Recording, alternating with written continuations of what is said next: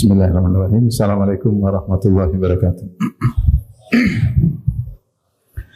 Alhamdulillahi ala ihsani wa syukru lahu ala taufiqihi wa amtinani. Wa asyhadu an la ilaha illallah wahdahu la syarika lahu ta'ziman li sya'ni. Wa asyhadu anna Muhammadan abduhu wa rasuluhu adda'i ila ridwanih. Allahumma salli alaihi wa ala alihi wa ashabihi wa ikhwani. Hadirin dan hadirat yang dirahmati oleh Allah Subhanahu wa taala.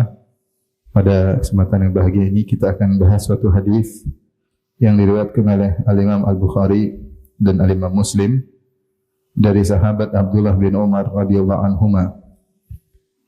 Beliau berkata, qala Rasulullah sallallahu alaihi wasallam, Rasulullah sallallahu bersabda, ala kullukum ra'in.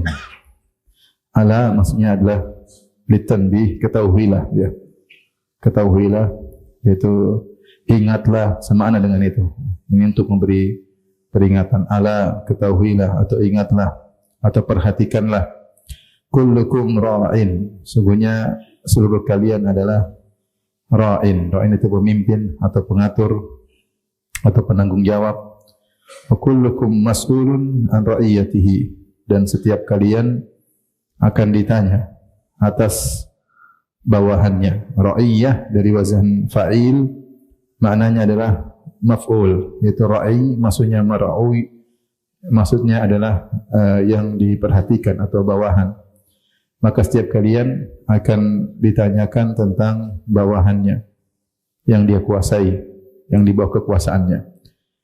Ini kaidah umum. Rasulullah SAW memperinci, kata Rasulullah SAW, fal imamul ladzi 'alan nasi ra'in wa huwa mas'ulun an ra'iyatihi. Maka imam yang memimpin masyarakat adalah pemimpin dan dia akan ditanya, diminta pertanggungjawaban atas ra'iyah, atas rakyatnya. Itu yang dipimpinnya. War rajulu ra'in ala ahli baitihi. Dan seorang lelaki adalah pemimpin atas keluarga di rumahnya, itu atas istrinya, anak-anaknya, semua yang di rumahnya. Wa huwa mas'ulun an ra'iyatihi, dan dia akan diminta pertanggungjawaban oleh Allah Subhanahu wa taala atas bawahannya tersebut. Wal mar'atu ra'iyatun ala baiti zawjiha wa waladihi. Dan istri atau wanita adalah penanggung jawab atas rumah suaminya dan anak suaminya, yaitu anaknya juga. Wa hiya mas'ulatun anhum, dan dia akan ditanya atau diminta pertanggungjawaban atas bawahannya tersebut atau atas pertanggungjawabannya tersebut. Wa abdur rajuli ra'in ala mali sayyidihi. Dan hamba atau budak seseorang adalah penanggung jawab atas harta majikannya atau harta tuannya. Wa huwa mas'ulun anhu, dan dia akan ditanya oleh Allah tentang harta tersebut yang dipercayakan kepadanya. Ala fa kullukum ra'in wa kullukum mas'ulun an ra'iyatihi. Kemudian Rasulullah SAW mengulangi lagi untuk menekankan sebagaimana di awal hadis, ala, ketahuilah, ingatlah, perhatikanlah. Kullukum ra'in, fa kullukum ra'in, maka semua dari kalian adalah pemimpin. Wa kullukum mas'ulun an ra'iyatihi, dan setiap kalian akan diminta pertanggungjawaban atas bawahannya. Muttafaqun alaih, hadis riwayat Bukhari dan riwayat Muslim.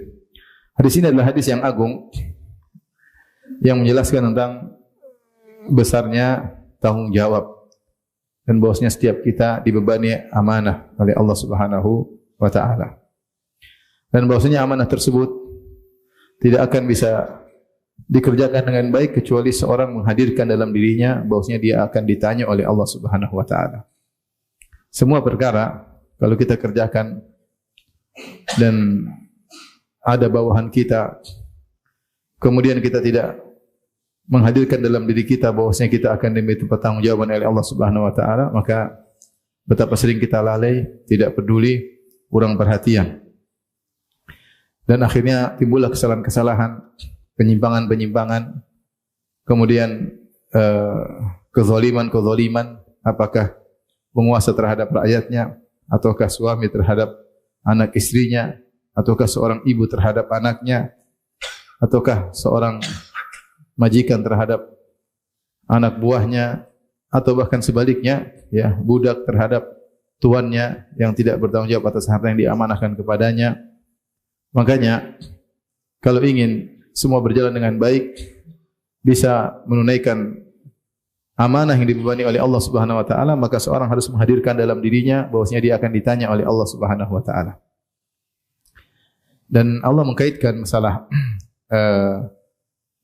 terjauhkan diri seorang dari maksiat dengan keimanan terhadap hari akhirat. Seperti ketika Allah berfirman, "Wailul lil mutaffifin alladzina idza talu 'alan nasi yastawfun." Kata Allah, celakalah bagi orang-orang yang melakukan tatfif. Tatfif itu mengurangi takaran atau timbangan dengan jumlah yang sedikit. Dia tidak kurangi banyak-banyak. Misalnya 10 kilo, ya mungkin dikurangi 1 ons. Sehingga orang kalau beli tidak sadar. Atau 1 liter dia cuma kurangi mungkin 100 mili, ya sedikit. Sehingga orang yang beli mungkin tidak sadar. Tapi dia sengaja mengurangi. Ya, kalau dikurangi banyak-banyak tentu ketahuan. Itu namanya tatfif. Yang sedikit itu ternyata berbahaya di sisi Allah Subhanahu wa taala. Kata Allah, wailul lil mutaffifin. Celaka bagi orang yang melakukan tatfif, mengurangi takaran atau timbangan. Alladzina idza talu 'alan nasi yastawfun. Kalau mereka menjual, kalau mereka membeli barang kepada dari pembeli, apakah takaran atau timbangan mereka ingin dipenuhi takaran dan timbangan tersebut. Wa idza kaluhum aw wazanuhum. Namun sebaliknya kalau mereka yang jual barang berupa takaran atau timbangan, yukhsirun, mereka mengurangi dengan tatfif, dengan sedikit. Kata Allah Subhanahu wa taala, "Ala yadhunnu ulaika annahum mab'utsun li yaumin 'adzim yauma yaqumun nasu li rabbil alamin." Tidakkah mereka yakin atau sadar bahwasanya mereka akan dibangkitkan pada hari kiamat kelak? Li yaumin 'adzim, di hari yang sangat dahsyat, yauma yaqumun nasu li rabbil alamin. Ketika manusia berdiri untuk disidang oleh Allah Subhanahu wa taala. Disebut hari Al-Qiyamah karena semua orang berdiri ketika itu, tidak ada yang duduk, tidak ada yang berbaring, semua siap untuk ditanya dan diminta pertanggungjawaban oleh Allah Subhanahu wa taala. Maka dengan menghadirkan akan adanya hari pertanggungjawaban, ada hari hisab, maka seorang akan profesional dalam menjalankan atau menunaikan amanah yang dibebankan kepadanya. Dan ternyata hadis ini menjelaskan kepada kita, semua kita memiliki pertanggungjawaban tanpa terkecuali, Ya. Bahkan sebagian ulama mengatakan kullukum, perkataan kullu dalam bahasa Arab ini merupakan salah satu lafal al-fadhil umum, min al-fadhil umum, memberikan faedah keumuman. Kalau dikatakan kullu artinya apa? Semua, ya. Seperti kullu nafsin dha'iqatul maut. Setiap yang bernyawa pasti merasakan apa? Kematian, ya. Itu contohnya. Ya. Seperti kullu wa kullu syai'in khalaqnahu biqadar. Segala perkara kami ciptakan dengan takdir misalnya. Jadi kullu itu artinya semua, dan dia di antara lafal umum yang sangat kuat. Kullu artinya apa? Semua, ya. Allahu khaliqu kulli syai'. Allah menciptakan segala sesuatu. Semua selain Allah adalah makhluk ciptaan Allah Subhanahu wa taala. Seperti kullu bid'atin dhalalah. Setiap bid'ah, seluruh bid'ah adalah apa? Sesat. Salah satu lafal paling kuat dalam keumuman adalah lafal kullu. Di sini kullukum, seluruh kalian tanpa terkecuali. Baik. Di sini Rasulullah SAW sebutkan ada penguasa, ada kepala rumah tangga, ada ibu rumah tangga, ada budak, ya. Tapi bagaimana kalau jomblo, Ustaz? Apakah dia juga pemimpin, akan diminta pertanggungjawaban? Kata sebagian ulama, iya, karena dia termaksud dalam kata kullukum.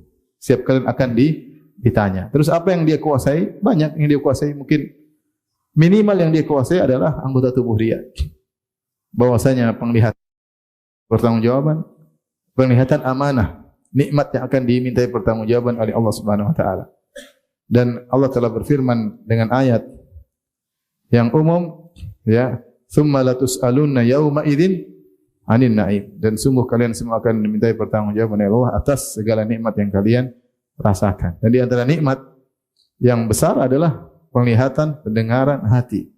Makanya kata Allah Subhanahu wa taala, "Wala taqfu ma laysa laka bi'ilm, innas sam'a wal basara wal fu'ada kullu ulaika kana anhu mas'ula." Jangan kalian mengikuti apa yang kalian tidak punya ilmu tentangnya.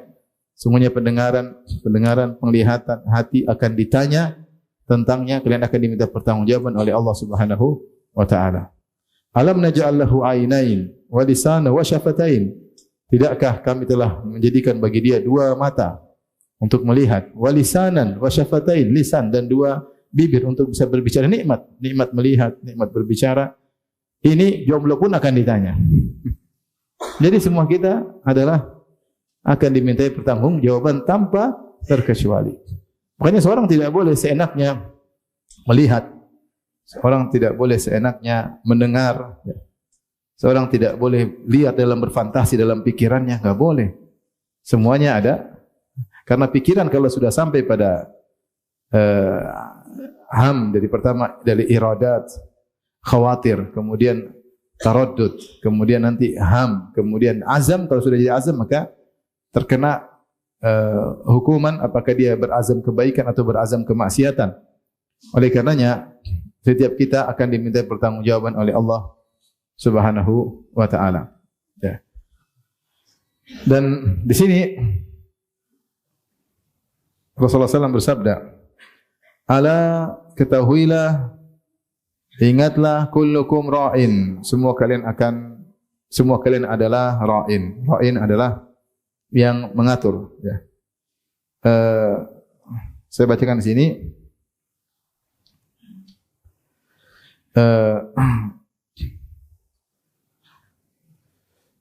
Disebut ra'al amirul qaum riayatan fahuwa ra'in, ay qama bi islahi ma yatawallahu. Kalau terkait dengan pemimpin, yaitu al-amir, dia ra'a, maksudnya dia mengurusi rakyatnya. Dia mengurusi rakyatnya, perhatian sama mereka, apa yang bisa memperbaiki apa yang dia urus, apa yang bisa dia lakukan terbaik bagi bawahannya, dan dia juga harus husnul ta'ahud, dia harus ngecek, itu namanya ra'i. Seperti penggembala kambing. Ra'il ghanam. Kalau ra'il ghanam, dia menggembalakan kambing, apa yang dilakukan? Dia berusaha cari tempat yang terbaik untuk apa? Untuk digembalakan. Maka dia cari mana lahan yang banyak rumputnya, yang segar rumputnya, maka dia bawa kambingnya ke situ. Ra'il ghanam. Dia bawa ke sana, kemudian dia urusi kambing-kambing tersebut. Kemudian dia pun harus melihat apakah ada serigala yang akan menerkam gembala kambing-kambing tersebut. Dia harus cek juga. Kemudian dia pastikan tempat kandang kambing tersebut yang aman bagaimana. Itulah pekerjaan ra'il ghanam, penggembala kambing. Karenanya di antara hikmah kenapa Rasulullah sallallahu alaihi wasallam dijadikan sebagai penggembala kambing, dan setiap nabi demikian, ya. Ma min nabiyyin illa wa ra'al ghanam. Tidak ada nabi kecuali menggembala kambing. Di antara hikmah yang disebut oleh para ulama adalah karena mereka dilatih untuk mengurusi kambing, karena kambing adalah hewan yang lemah dengan berbagai macam model-modelnya, ya. Terkadang sudah dilarang masih kembali lagi, dan mudah diterkam oleh serigala, sulit untuk mengatur kemaslahatannya, maka butuh kerja ekstra untuk bisa mengatur kambing-kambing tersebut. Terkadang kambing tersebut ada yang bertengkar. Nah, sehingga paling tidak ada kemampuan untuk melihat berbagai macam kondisi kambing, dan ini di antara ilmu yang bermanfaat ketika mengatur manusia. Ternyata manusia juga berbeda-beda, model-model macamnya, ada yang perlu diperhatikan, ada yang begini, ada yang nakal, ada yang dinakalin. Ya, itu di antara hikmah disebut oleh para ulama. Bahkan sampai Nabi Musa alaihissalam, yang dia adalah anak angkat Firaun, ya, anak angkat Firaun enggak mungkin gembala kambing. Tinggal di istana dengan kemewahannya, Allah pun mentakdirkan dia harus menggembalakan kambing. Ketika dia tidak sengaja atau dia memukul anak buah Firaun ternyata mati, akhirnya dia jadi buronan, dia pun kabur ke negeri Madian dan akhirnya menikah dengan seorang wanita di sana dengan syarat harus mengurusi kebun, menggembala kambing selama 8 tahun atau 10 tahun. Ternyata bayangkan siapa yang bisa menyangka anak angkat raja toh harus bekerja menjadi penggembala kambing. Sehingga setiap nabi pasti menggembalakan kambing. Di antara hikmahnya demikian. Makanya sebagian ulama ketika membahas hadis ini, mereka mengatakan Nabi memberikan perumpamaan orang pemimpin seperti bagaimana penggembala kambing, yang dimana dia harus telaten, harus benar-benar perhatian terhadap kambingnya dalam memilih mana tempat kambing tersebut untuk digembalakan, menjaga jangan sampai ada serigala yang menerkam kambing-kambing tersebut, kemudian dibawa pulang, ditaruh di kandang yang nyaman dan juga dijaga. Seharusnya namanya pemimpin demikian. Karena apa yang dilakukan tersebut akan diminta pertanggungjawaban oleh Allah Subhanahu wa taala.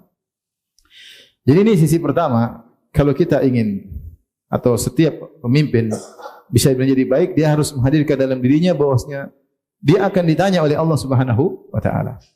Yang tanya bukan manusia, yang tanya Allah Subhanahu wa taala. Bahkan sebagian orang tidak ada yang nanya dia paling atasan. Dia paling atasan, tidak ada yang nanya dia. Tapi yang akan nanya dia siapa? Allah Subhanahu wa taala. Ya. Coba kalau seorang misalnya punya perusahaan, dia bikin perusahaan sendiri.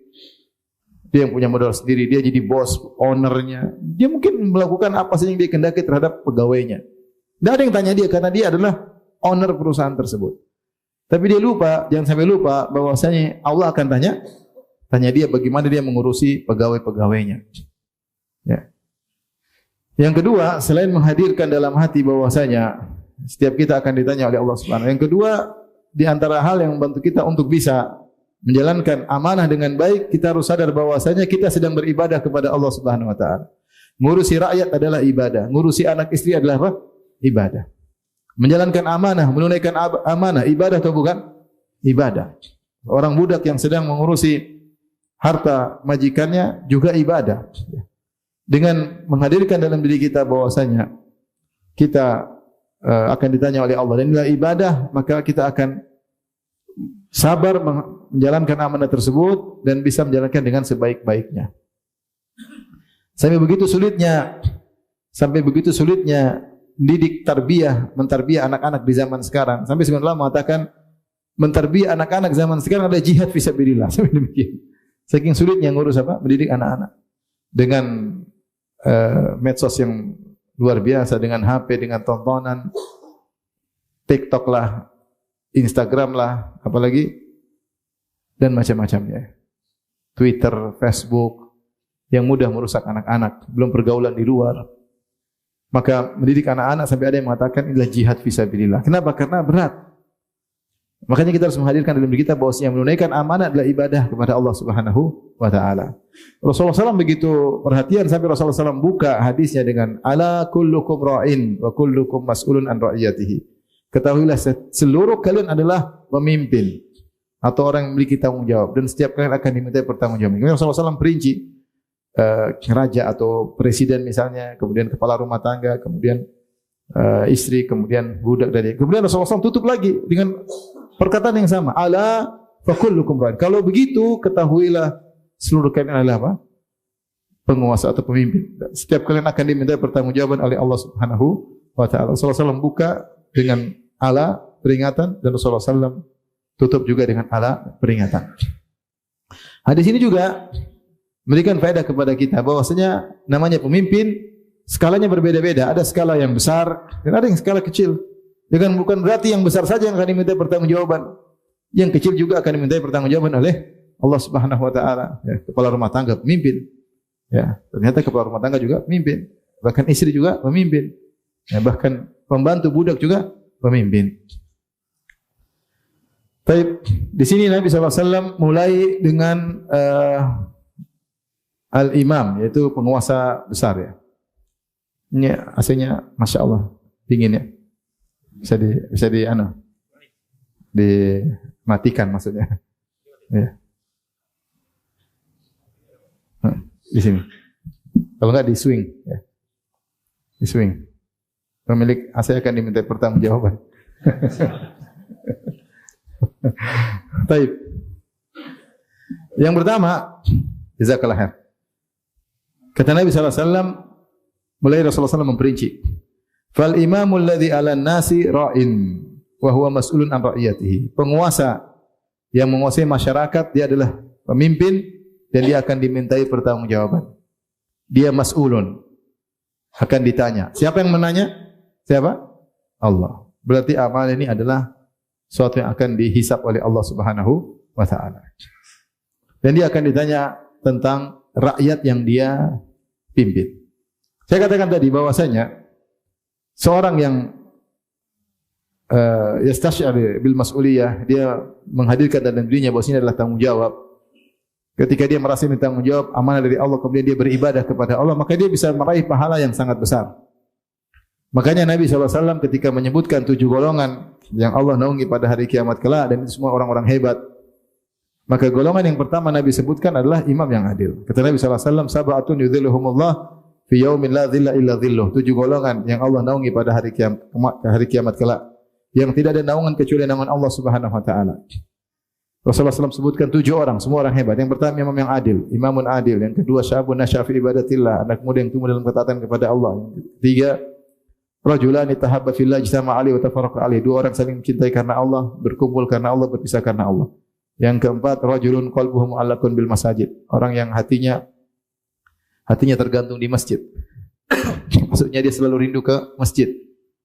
Kemudian yang kelima rajulun da'atum ra'atun zatu mansibin wa jamal faqala inni akhafullah. Seorang lelaki yang dirayu oleh seorang wanita yang cantik dan kaya raya untuk berzina, dan dia mengatakan aku takut kepada Allah. Yang keenam rajulun tasaddaqa bi yaminihi fa akhfaha hatta la ta'lama shimalu ma tunfiqu yaminuhu. Seorang berinfak dengan tangan kanannya, kemudian dia sembunyikan sampai tangan kirinya tidak tahu apa yang diinfakkan oleh tangan kanannya.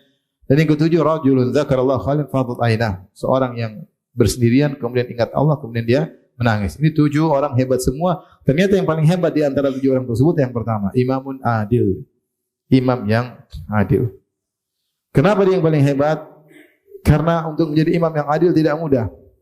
Karenanya Ibnu Taimiyah rahimahullah mengatakan, imam yang adil adalah mujahid, afdalul mujahidin fi zamani. Adalah mujahid terbaik di zamannya. Mujahid yang terbaik di zamannya. Kenapa? Dia berjuang melawan hawa nafsunya. Kalau dia mau sekaya-kayanya bisa. Kalau dia mau semena-mena juga apa? Bisa. Karena kekuasaan di tangannya. Ya. Jangankan kekuasaan yang sekedar misalnya bertempo 5 tahun, 10 tahun, 15 tahun. Jangankan kekuasaan yang selama-lamanya seperti raja. Kekuasaan yang sedikit saja sebentar juga sudah bisa melakukan, kalau mau senang-senang sendiri bisa. Apalagi kekuasaan yang apa? Selama-lamanya seperti raja, tidak diganti kecuali kalau sudah mati. Ya. Oleh karenanya dikatakan dia mujahid karena dia sedang berjuang melawan hawa nafsunya yang ingin menyenangkan dirinya sendiri atau menyenangkan keluarganya sendiri atau menyenangkan kelompoknya sendiri, sehingga lalai dari memperhatikan rakyatnya. Maka ketika dia bisa adil, maka dia adalah mujahid yang terbaik dari sisi dia tadi melawan hawa nafsunya. Yang kedua, kenapa dikatakan dia mujahid yang terbaik? Dari sisi kalau dia adil, maka yang akan merasakan keadilannya, manfaatnya orang yang sangat banyak.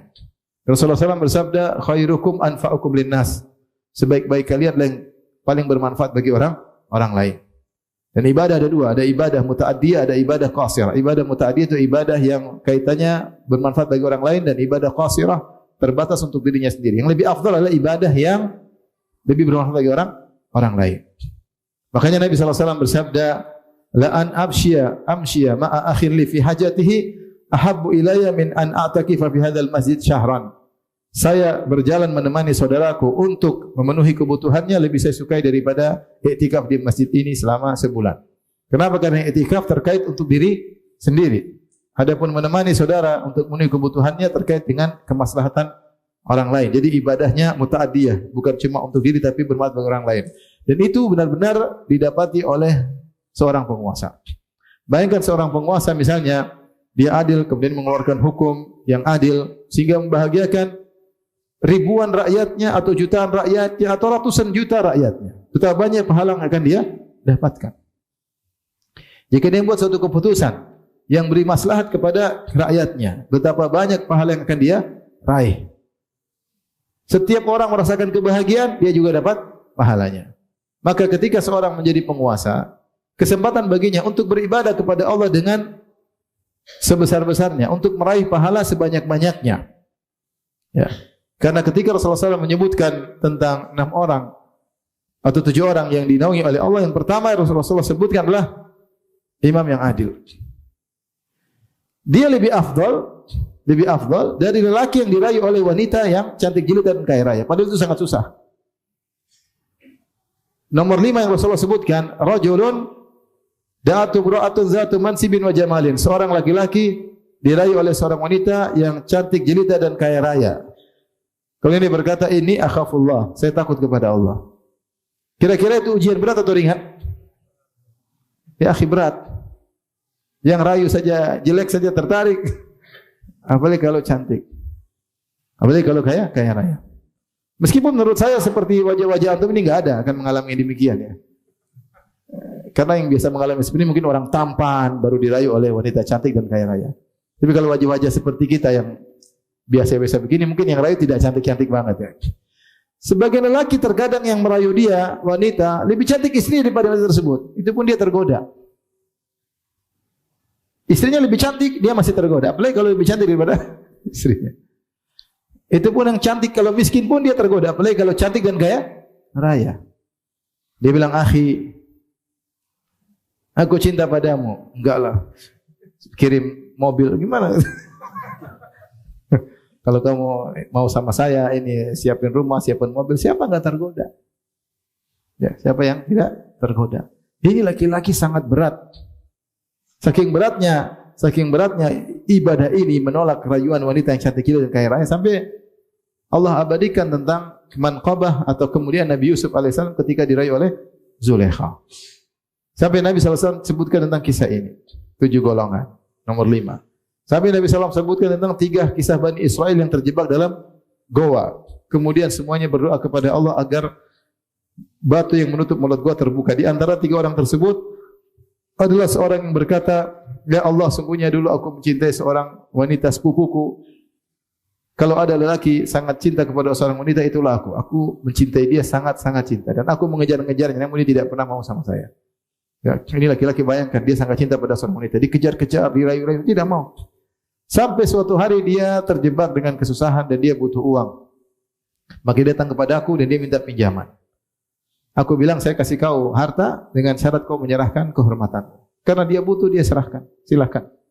Maka saya pun kumpulkan uang, saya dapatkan sekitar, tidak salah 100 dinar atau kurang lebih. 100 dinar itu sekitar 425 gram emas, hampir setengah kilo. Taruhlah 100 dinar, berarti hampir setengah kilogram. Kemudian saya berikan kepada dia. Ketika saya sudah duduk di depan dia, seperti duduknya seorang layaknya suami di atas di depan istrinya, tinggal menggaulinya, tiba-tiba dia berkata, ya Abdullah ittaqillah, wahai fulan, bertakwalah kepada Allah. Wala tafudhal khatam ila bihaqqihi. Jangan kau membuka khatam kecuali dengan haknya. Ya, artinya jangan kau menggauli seorang wanita kecuali dengan haknya. Maka aku pun takut kepada Allah, lalu aku tinggalkan dia dan tinggalkan emas bersamanya. Kemudian aku pergi. Siapa yang kuat seperti lelaki ini? Ini wanita bukan wanita sembarang, wanita yang dia kejar-kejar selama ini, menjadi impiannya, menjadi khayalannya, jadi cita-citanya. Terus dia dapatkan, sudah dia raih, dia harus tinggalkan. Dia belum mencicipi apapun, dia belum mencicipi apapun, kemudian ditinggalkan karena Allah. Ini berat. Tetapi ini masih kalah berat dengan imam yang apa? Adil. Masih lebih hebat imam yang adil. Saya ingin memberi gambaran tentang beratnya perjuangan imam yang adil. Dia adil, dia tidak korupsi, dia tidak makan harta rakyat. Itu berat. Tapi kalau dia bisa, surganya langsung tinggi. Surganya langsung apa? Tinggi. Bisa kalau dia mau, kalau dia berjuang, tapi harus berjuang. Mungkin kalau dia ingin jujur, mungkin kawan-kawannya, koleganya melarang lah, inilah macam-macam lah, atau mungkin macam-macam lah. Intinya saya menggambarkan seorang imam yang adil ini orang yang luar biasa. Orang yang sangat hebat. Dari dulu sampai zaman sekarang. Dari dulu sampai zaman sekarang. Kenapa kesempatan dia untuk menyenang-nyenangkan dirinya? Maka di tangan dia mudah. Tapi kemudian dia memilih untuk adil. Dia memilih untuk adil. Kalau kita para sahabat, luar biasa. Apa kata Umar bin Khattab radhiyallahu anhu? Dia mengatakan, saya mengurusi harta negara, Baitul Mal, seperti seorang yang mengurusi anak yatim. Seorang ngurus anak yatim, dia boleh makan dari harta anak yatim tersebut secukupnya, tidak boleh berlebihan. Hanya secukupnya, berlebihan haram. Dia akan secukupnya, kemudian sudah.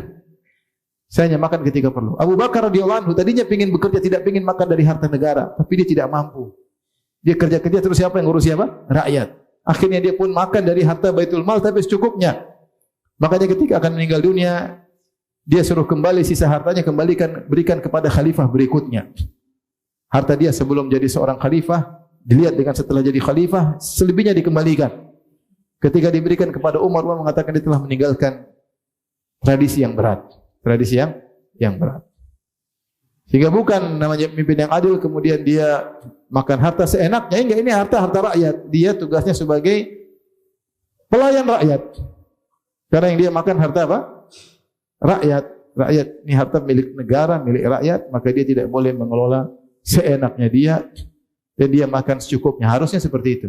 Bukan berlebih-lebihan, bukan berfoya-foya. Kalau kita bicara imam yang adil. Namun kalau ada imam seperti itu, ya, maka tentu dia akan mendapatkan surga yang sangat tinggi. Tetapi sebaliknya, kalau ternyata dia tidak adil, maka dia akan terhina sehina-hinanya. Kalau kita bilang dia adil dapat surga yang paling tinggi, kalau kita bilang dia tidak adil, maka dia akan terjerumus dalam neraka yang sangat dalam. Kenapa? Ketika dia berbuat zalim, maka yang dia zalimi bukan satu orang, dua orang, dia zalimi ratusan orang, ribuan orang, jutaan orang, ratusan juta orang. Kalau dia berbuat zalim. Kalau si A mencuri si B, pada hari kiamat kelak akan dihadirkan di hadapan Allah. Tapi yang nuntut cuma si B. Paham? Karena dia mencuri rumah satu orang. Kalau dia mencuri rumah 10 orang menuntut dia. Kalau dia zalim terhadap satu kampung menuntut dia. Kalau dia zalim satu negara, waliyadzubillah, maka semua rakyat akan menuntutnya. Misalnya kalau ada penguasa yang mengambil keputusan, tak menaikkan inilah, menurunkan inilah, kemudian dia tanda tangan, deal-dealan supaya dapat harta di balik itu. Kemudian tanda tangan, akhirnya misalnya harga listrik naik atau harga ini naik, harga BBM naik, misalnya dia tanda tangan untuk masuk di kantongnya, waliyadzubillah. Saya enggak tahu hari kiamat seperti apa orang seperti ini. Tadi saya jalan, Masya Allah, dari Bangka ke mana? Pangkal Pinang ke Koba ya. Jalan mulus terus, alhamdulillah. Coba bayangkan kalau ada orang bikin proyek pemerintah, kemudian dia korupsi. Kemudian jalan tersebut bolong-bolong. Setiap hari ribuan mobil lewat, jeglek. Setiap jeglek dosa. Dia mungkin dapat untung 100 miliar misalnya. 100 miliar buat apa ya, akhi? Buat jalan sana jalan juga habis juga. Ya. Saya ketemu dengan orang kaya. Dan kita juga, alhamdulillah kita juga kaya ya, bukan orang miskin. Orang itu kalau udah kaya, menjadi kaya sekali tidak signifikan perbedaannya. Beda kalau enggak punya, miskin jadi kaya, itu kenikmatan signifikan, berubah benar-benar berbeda. Tadi enggak punya mobil terus punya mobil, nikmat atau tidak? Nikmat. Tapi kalau udah punya mobil terus punya mobil biasa-biasa aja. Dia punya mobil Innova misalnya terus naik jadi mobil Alphard, ya, ada beda tapi enggak terlalu jauh. Ya, tipis-tipis. Dibandingkan perjuangan untuk mendapat Alphard tersebut, perjuangan berat, beda-beda tipis. Rumah sudah besar, taruhlah kita punya rumah 500 meter persegi. Antum jadikan 1 kilo persegi, enggak beda-beda. Sama-sama saja, mau tidur juga, ngorok juga. Ya tidak, makanya gitu. Antum punya uang 1 triliun dengan antum yang punya uang 1 miliar, makanya sama atau tidak? Sama saja. Beda tipis. Terus udah kaya mau ngapain lagi? Udah kaya sudahlah mikir rakyat. Nanti bukan orang miskin, kaya mikir rakyat. Nanti mau kaya seperti apa sih? Bedanya tipis-tipis saja. Masalahnya tanggung jawabnya di akhirat besar, itu masalahnya. Itu bayangkan kalau orang saya katakan bikin jalan kemudian dia korupsi. Setiap hari ribuan mobil kendaraan lewat jeglek, dia dosanya kayak apa? Harusnya jalan ini baru di reparasi mungkin atau diperbaiki setahun kemudian gara-gara dia kurangi aspalnya, akhirnya baru 3 bulan sudah bolong-bolong. Sejak bulan ketiga sampai bulan 12 ribuan orang naik mobil semua dia dapat dosa. Makanya Rasulullah SAW mengatakan, "Inna rijalan yatakhawaduna fi malillahi bighairi haqq falahumun naru yaumal qiyamah." Sungguh ada sekelompok orang yang mereka mengelola harta Allah, maksudnya harta negara, baitul mal, dengan cara yang tidak benar. Maka bagi mereka neraka jahanam. Kenapa? Kata sebagian ulama, karena mereka telah mengelola harta negara untuk kepentingan pribadi, kepentingan keluarganya, dengan mengorbankan rakyat. Banyak rakyat menderita untuk kepentingan kesenangan dia sendiri. Maka orang ini lebih utama masuk neraka karena telah merebut kebahagiaan banyak orang. Al-jaza' menyisil amal, balasan sesuai dengan perbuatan. Selama dia merebut kebahagiaan banyak orang, maka di neraka dia akan merasakan kesengsaraan yang banyak. Dari sini ternyata menjadi pemimpin tidak gampang. Dia buah si malakama. Bisa menjadikan surga yang tinggi, bisa menjadi neraka yang dalam. Waliyadzubillah. Ya. Maka seorang waspada. Jika tidak mampu menjadi pemimpin, hendaknya dia mundur. Hati-hati karena dia akan memegang beban yang berat. Saya bacakan kata Abu Dzar Al-Ghifari. Dia berkata, "Qultu ya Rasulullah, wahai Rasulullah, ala tastamiluni, ya Rasulullah, tidakkah engkau menggunakan aku fi mansib, yaitu menjadi pemimpin, penguasa, jadi apa kek. Tidakkah kau gunakan aku, pekerjakan aku untuk jadi gubernur kayak amir kayak apa kayak?" Qala fadaraba bi yadihi ala mankibi. Kata Abu Dzar, maka Nabi SAW pun memukulkan tangannya di pundakku. Yaitu pukulan sayang. Dia mengatakan, "Summa qala," kemudian dia berkata, "Ya Abu Dzar, wahai Abu Dzar, innaka dhaif, kau lemah. Bukan lemah badan, tapi kau lemah dalam mengatur, dalam mengurusi." Ini kita bicara tentang Abu Dzar yang amanah ya. Abu Dzar amanah atau tidak? Maksudnya jujur atau tidak? Jujur, sahabat. Cuma kemampuan dia untuk ngatur tidak hebat. Kemampuan dia untuk mengatur masa, mengatur uang rakyat tidak hebat. Tapi dia lemah, bukan lemah fisik kata para ulama, tapi lemah dalam fit tadbir, dalam mengatur. Dan dia padahal orang sangat beriman dan dia sangat jujur, tapi lemah dalam mengatur. Ya Abu Dzar, innaka dhaif wa innaha amanah. Sungguhnya kau lemah, susah untuk mengatur masa yang banyak. Wa innaha amanah, dan sungguhnya jabatan adalah amanah. Wa innaha yaumal qiyamati khizyun wa nadamah, dan sungguhnya jabatan itu pada hari kiamat adalah kehinaan dan penyesalan. Sungguhnya jabatan itu pada hari kiamat adalah kehinaan dan penyesalan. Mengerikan. Illa man akhadhaha bihaqqiha, kecuali yang mengambil jabatan tersebut dengan haknya, memang dia pantas, maka dia berhak, memang dia punya ilmu, memang dia pandai mengatur, memang dia qawi amin, profesional dan amanah, silakan untuk menjadi orang yang hebat di akhirat kelak, meraih surga yang tinggi, menjadi imam yang adil. Kalau tidak, kata Nabi SAW, innaha yaumal qiyamati khizyun wa nadamah. Sungguhnya amanah tersebut khizyun, jabatan tersebut hanyalah kehinaan, wa nadamah, dan hanyalah penyesalan. Penyesalan yang panjang. Illa man akhadha bihaqqiha, kecuali yang mengambil jabatan tersebut dengan haknya, wa addalladzi alaihi fiha, dan menunaikan kewajibannya dalam amanah tersebut. Dalam amanah tersebut. Dalam riwayat yang lain, Rasulullah berkata, "Ya Abu Dzar, inni araka dhaifan." Wahai Abu Dzar, aku melihat engkau seorang yang lemah. Wa inni uhibbu laka ma uhibbu li nafsi. Dan aku menyukai untukmu apa yang aku sukai untuk diriku. La ta'ammaranna ala itsnain. Jangan kau menjadi pemimpin di atas dua orang. Artinya Abu Dzar lemah dalam hal ini. Wala tawallayanna mala yatimin, dan jangan kau mengurusi harta anak yatim. Ya. Isyarat bahwasanya Abu Dzar tidak punya ilmu tentang hal tersebut. Sudahlah sibuk dengan ibadah dan hal yang lainnya. Oleh karenanya pemimpin ini luar biasa. Kalau dia adil, luar biasa.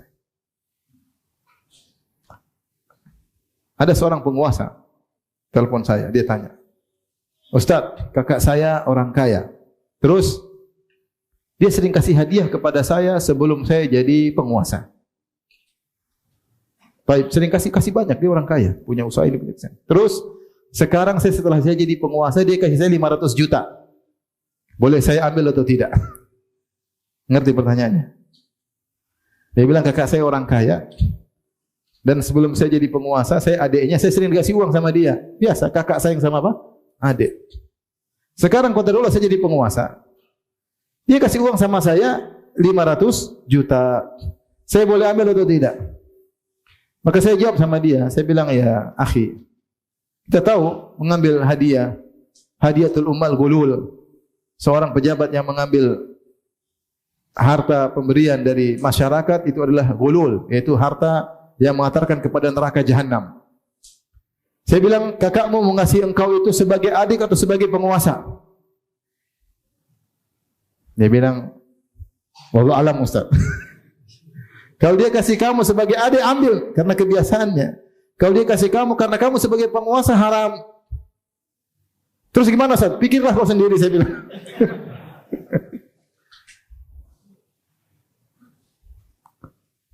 Ini kenyataan. Ada penguasa seperti itu. Di depan mata saya ada kawan saya yang baik, bukan rakyat dia penguasa di satu daerah. Teman saya karena baik kasih uang segepok begini, kasih ke dia. Dia kembalikan ke saya, Ustaz, tolong kembalikan. Saya tidak bisa menerima seperti itu. Apakah ada begitu? Ada. Banyak atau sedikit, wallahu alam.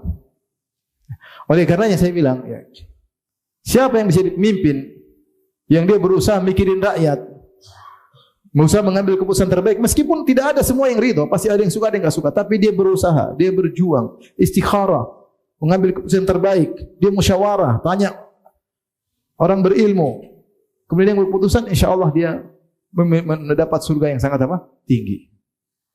Karena di antara 7 golongan yang pertama kali Nabi sebutkan adalah imamun adil. Tapi jika sebaliknya, waliyahzubillah. Ya, kalau kita mau cari kekayaan enggak perlu kaya-kaya banget. Orang kaya-kaya banget juga banyak urusannya. Terlalu banyak kebutuhan. Belum lagi sombongnya, belum lagi angkuhnya, belum lagi macam-macamnya, belum banyak kebutuhan. Toh kalau mau bicara tidur, kita semua tidur, ya tidak? Bahkan yang miskin lebih ngorok daripada yang kaya. Tidur nyaman. Ini terlalu banyak orang kaya, terlalu banyak usahanya, terlalu banyak bawahannya. Mau tidur mikir. Belum ada yang caci maki, ada yang rendah, ada yang ini. Kalau dia tidak menjadi pemimpin karena Allah, kerugian besar. Kerugian. Caci maki oleh rakyat. Ngurus harta tidak benar. Hari kiamat hanyalah penyesalan, kehinaan. Tapi kalau dia jadi pemimpin karena Allah, semua keletihannya, semua capeknya, semua pikirannya, semua risaunya bernilai pahala. Kenapa? Dia mikir umat. Maka nasihat saya kepada para penguasa, ya, bertakwa kepada Allah Subhanahu wa taala. Anda sedang berada di antara pinggiran neraka atau pinggiran surga. Waspada. Kekuasaan cuma sebentar, setelah itu hisab yang panjang. Kalau orang kaya saja, kalaupun dia ternyata baik, orang kaya saja, orang kaya, baik, suka sedekah, itu pun masuk surga 500 tahun sebelum setelah orang miskin. Hisab tentang hartanya saja. Bagaimana yang hisab terkait dengan rakyat, dengan keputusan, terkait dengan apa kata Umar bin Khattab radhiyallahu taala anhu ketika dia menjadi pemimpin dan dia tinggal di kota Madinah. Ya. Lau atharat baglatun fil Iraq, kata dia, seandainya ada seekor begal jatuh tersungkur gara-gara jalan yang tidak benar. La dhanantu anna Allah sayas'aluni lima lam tusawwil laha tariqa ya Umar. Seandainya ada begal di negeri Irak dan Umar di Madinah, antara Irak dengan Madinah jauh ribuan kilo. Ternyata di Irak sana itu wilayah kekuasaan Umar. Kalau ada begal jatuh di Irak tersungkur, saya yakin Allah akan bertanya kepada aku, kenapa kau tidak ratakan jalan buat begal itu, wahai Umar? Bayangkan, Umar tidak bicara tentang manusia, Umar bicara tentang apa? Begal. Bagaimana dia menghadirkan dalam dirinya tentang pertanggungjawaban. Maka kepemimpinan jabatan bukan hal yang mudah. Seorang silakan masuk, maju dengan iman yang kuat. Dengan mereka dalam dirinya setiap keputusannya, setiap tanda tangannya akan ada pertanyaan dari Allah Subhanahu wa taala. Penguasa yang sama telepon saya, Ustaz, ini ada begini. Saya tinggal tanda tangan.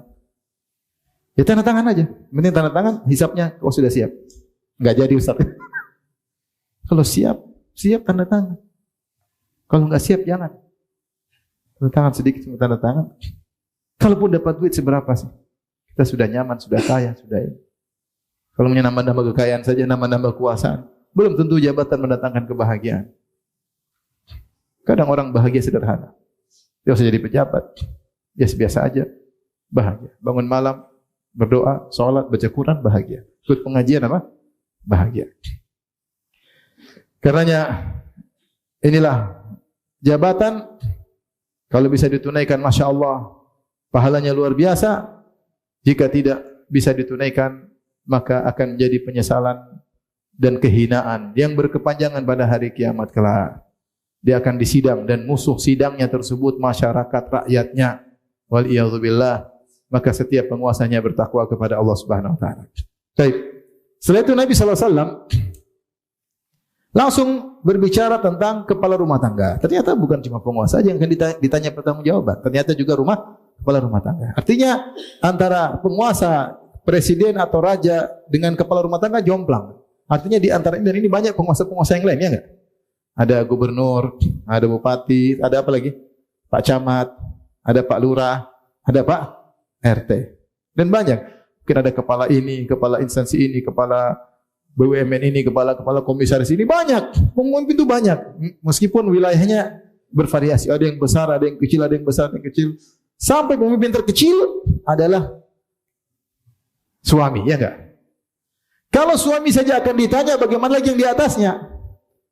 Paham? Kalau kepala rumah tangga akan ditanya oleh Allah, bagaimana Pak RT? Kalau kepala rumah tangga akan ditanya oleh Allah, apalagi Pak RW, apalagi Pak camat, apalagi Pak lurah, apalagi bupati, apalagi gubernur, apalagi presiden. Sudah dijelaskan presiden. Antara keduanya, antara presiden dengan kepala rumah tangga banyak pemimpin. Maka setiap orang yang memiliki wilayah di bawahnya, dia akan diminta pertanggungjawab atas wilayah tersebut. Maka dia tunaikan amanah tersebut dengan baik agar dia meraih pahala yang banyak dari Allah Subhanahu wa taala. Anda menjadi pemimpin, kesempatan masuk surga, dan juga hati-hati, waspada, bisa menjadi penghuni neraka jahanam. Anda yang mungkin di PNS kemudian punya urusan, jalan urusan tersebut dengan baik, melayani masyarakat dengan sebaik-baiknya agar dapat pahala, Kalau tidak mampu, mundur. Jangan celakakan diri. Kalau enggak mampu, supaya tidak jadi hinaan dan penyesalan pada hari kiamat, mundur. Alhamdulillah ente bisa nyaman, bisa bahagia, tidak harus jadi pejabat. Kalau ente mampu, saya dukung. Bismillah. Negara butuh orang-orang yang jujur dan amanah, yang kuat, profesional. Kalau enggak mampu, mundur. Jangan cari masalah di hari kiamat. Baik, kita lanjut. Kepala rumah tangga. Sekarang kita semua. Bukan presiden aja yang ditanya, ente juga ditanya. kita ini juga bakalan ditanya. Semakin banyak istri, semakin banyak pertanyaan. Kalau pengen pertanyaan sedikit, kurang istri.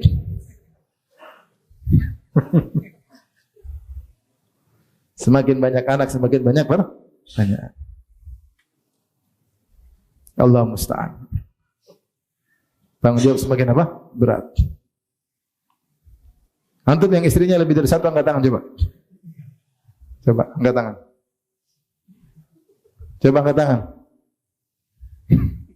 Alhamdulillah, pertanyaan sedikit. Semakin banyak isi, semakin banyak apa? Pertanyaan, dan tidak mudah. Tidak mudah. Kata Nabi SAW, "Warrajul ra'in ala ahli baitihi." Dan seorang suami adalah pemimpin bagi keluarganya. Jangan dia pikir, saya cuma cari uang, itu urusan istri. Enggak, kau juga tanggung jawab. Kau harus ngecek istrimu benar enggak jalanin tugasnya. Ngecek pembantumu, ngecek supirmu, ngecek anak-anakmu. Benar istri yang langsung berinteraksi dengan anak-anak, kau jarang, tapi bukan berarti kau lepas tangan, karena kau menjadi tanggung jawab yang pertama ada pada pundakmu. Kau yang akan ditanya, karena istri di bawah wewenangmu. Emang kalau kita direktur, kita jadi jadi owner, kemudian direksi, kita tidak tanya-tanya, kita tanya juga lah gimana.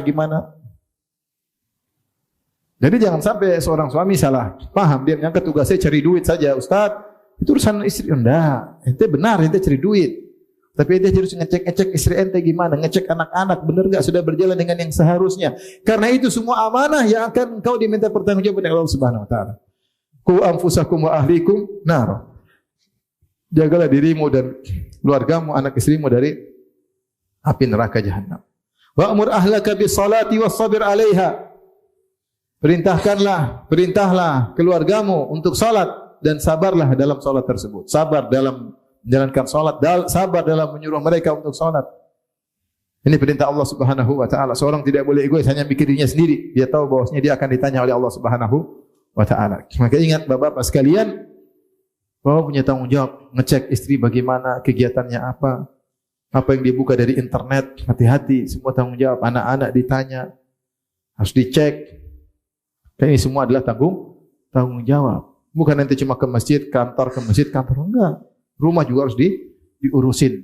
Rumah juga harus diurusin. Jadi di bawah tanggungan kita siapa? Keluarga kita. Rumah isinya siapa? Istri, anak. Semua yang berlaku dalam rumah adalah tanggung jawab kita.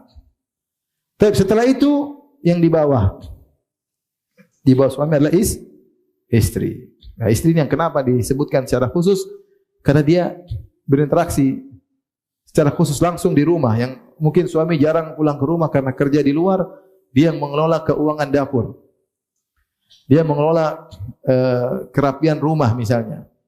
Dia yang memanage pembantu kalau dia punya pembantu. Maka ingat semua ini adalah amanah yang Allah akan minta pertanggungjawaban. Tidak boleh seorang istri enak saja belanja sana belanja sini tanpa dia perhatikan.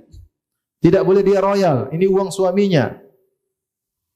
Kata Allah, wala tu'tus sufaha amwalakum allati ja'alallahu lakum qiyama. Jangan kalian berikan harta kalian kepada orang-orang bodoh karena harta tersebut adalah untuk penegak kehidupan kalian. Harta ini penting. Maka istri yang baik, dia tidak boros dan dia juga tidak pelit, tapi dia wa kana baina dzalika qawama. Dia keluarkan uang secukupnya yang dibutuhkan. Bukan royal. Kata Nabi sallallahu alaihi wasallam, khairun nisa'i aktsarun nasi barakatan aqalluhum mu'nah. Wanita yang paling banyak keberkahannya, yang paling sedikit biayanya. Ada yang mengatakan hadis ini terkait dengan masalah mahar. Bahwasanya wanita yang paling berkah yang maharnya tidak mahal. Demikian juga sebenarnya mengatakan termasuk pembiayaan istri tersebut tidak merepotkan suami. Ya. Maka dia harus tahu bahwasanya Allah akan minta pertanggungjawaban kepada dia, kepada sang istri dalam mengelola keuangan rumah tangga. Karena banyak di antara kita uang diserahkan kepada istri. Bahkan sebagian kita bukan cuma uang dapur, seluruh uangnya istrinya yang pegang. ATM-nya pun yang pegang istrinya, yang tahu PIN-nya juga istrinya. Semua gajinya yang pegang istrinya. Maka ini semakin menjadikan beban tanggung jawab istri semakin besar. Maka dia harus mengolah harta suami dengan baik. Ya. Makanya Allah memuji wanita-wanita salehah. Kata Allah Subhanahu wa taala, "Fasalihatu qanitatun hafizatul ghaibi bima hafizallah." Fasalihatu qanitatun hafizatun bil ghaibi bima hafizallah. Wanita salihat yaitu yang taat dan hafizat, yaitu menjaga hak suami dan harta suami ketika suami tidak di rumah. Suami tidak di rumah, lagi ilal ghaibi, suami lagi tidak di rumah. Lagi gaib dari rumah. Maksudnya dia jaga hak suaminya dan jaga harta suaminya, dikelola dengan baik. Ini wanita jangan sembarangan ya. Terus mau belanja terserah saya. Enggak, kau belanjakan ini, belanjakan itu, belanjakan ini, semuanya ada hisapnya. Kemudian bagaimana ngurusi anak-anak juga wanita, perhatikan. Jangan terlalu manjakan anak-anak sehingga akhirnya mereka justru terjerumus dalam keburukan-keburukan. Semua keinginan anak-anak dipenuhi sehingga akhirnya terjerumus dalam keburukan. Dia akan diminta pertanggungjawaban oleh Allah Subhanahu wa taala. Dalam ngurusi pembantu juga hati-hati, jangan sembarang. Jangan menzalimi pembantu. Hati-hati, dalam rumah terkadang ada orang-orang lain. Jadi ini semua tanggung jawab istri. Kemudian tadi Rasulullah mengatakan wal mar'atu ra'iyatun ala baiti zawjiha. Wanita adalah penanggung jawab atas rumah suaminya wa waladihi, dan juga anak suaminya tersebut. Berarti dia menunjukkan dia interaksi langsung dengan anaknya. Wa hiya mas'ulatun anhum, dan dia akan diminta pertanggungjawaban atas mereka, itu atas anak-anaknya dan atas keuangan yang ada di rumah. Di sini kata sebagian ulama anhum menggunakan atas mereka karena litaglib, yaitu karena yang diurus oleh istri bukan cuma anak-anak, rumah juga dia urus, dan itu juga ada pertanggungjawabannya. Ternyata bukan cuma istri saja, bahkan budak. Wa abdur rajuli ra'in ala mali sayyidihi. Kalau zaman dulu ada budak. Budak adalah penanggung jawab atas harta majikannya, atas harta tuannya. Wa huwa mas'ulun anhu, dan dia akan ditanya oleh Allah Subhanahu wa taala tentang harta tersebut. Zaman sekarang kalau kita bilang misalnya pembantu, asisten rumah tangga, misalnya supir, dia mengerjakan tugas di rumah, hati-hati dia punya tanggung jawab, tidak boleh menukil keluar tentang keburukan rumah tangga tersebut. Tidak boleh ya mengambil harta. Namanya pembantu, dia tahu kapan rumah kosong, kapan rumah ada isinya. Pemilik rumah mungkin taruh harta di mana, ya. Lalainya kapan? Ya, ingat semuanya adalah tanggung jawab yang akan ditanya oleh Allah Subhanahu wa taala. Seorang supir pun bertanggung jawab ketika dia nyupir majikannya, apa yang diceritakan oleh majikannya jangan dikeluarkan, dinukil kepada orang lain. Ini rahasia keluarga. Tidaklah dia dianggap menjadi supir karena diyakini punya amanah. Tidak seperti sebagian orang, subhanallah, pembantunya pergi ke rumah sebelah ceritain tentang keburukannya. Oh, pembantu saya, sehingga aib dia tersebar kemana-mana. Saya pernah si kajian, terus kawan bilang, ini Ustaz tenang, ada supir. Supir itu nyetir saya. Di tengah jalan dia cerita tentang keburukan kawan saya. Itu majikan saya, Ustaz gini, ini supir parah kata. Dibongkar semua. Aduh. Ini supir ini tidak bagus. Supir harus tahu bahwasanya dia punya tanggung jawab. Namanya dia menemani majikannya punya urusan sana, urusan sini, dia ikut mendengar. Maka itu rahasia yang tidak boleh dia sebarkan. Karena jika tidak, dia akan diminta pertanggungjawaban oleh Allah Subhanahu wa taala. Rasulullah di akhir mengatakan fakullukum ra'in, maka setiap kalian adalah penanggung jawab. Kullukum mas'ulun an ra'iyatihi, dan setiap kalian akan diminta pertanggungjawaban atas tanggung jawabnya. Maka ini harus kita hadirkan dalam diri kita masing-masing. Siapapun kita pasti punya pertanggungjawaban. Antara kita alhamdulillah sudah pada menikah, punya istri, punya anak-anak, maka itu tanggung jawab yang akan Allah tanyakan kepada kita. Para wanita, para akhwat, ummahat yang sudah menikah, ingat dia akan diminta pertanggungjawaban. Dia ngurusi rumah suaminya, ngurusi anak-anak, ngurusi keuangan di rumah suaminya, itu semua akan diminta pertanggungjawaban oleh Allah Subhanahu wa taala. Maka tunaikanlah dengan baik dan hadirkan dalam diri bahwasanya itu ibadah. Kalau kita menjalankan amanah dengan baik, kita dapat pahala di sisi Allah Subhanahu wa taala. Jadi jangan kita rasa letih, capek, ustaz. Tidak, itu dapat pahala. Ngurusi anak-anak dengan serius, dengan amanah, ini adalah hadiah dari Allah, anugerah dari Allah. Anak-anak ini harus saya jalankan amanah saya, pahalanya banyak. Pahalanya banyak. Tapi demikian saja. Ikhwan dan akhwat yang rahmati Allah Subhanahu wa taala, kajian kita. Kalau ada yang bertanya, saya persilahkan. Kalau tidak ada, alhamdulillah, jangan dipaksa ya.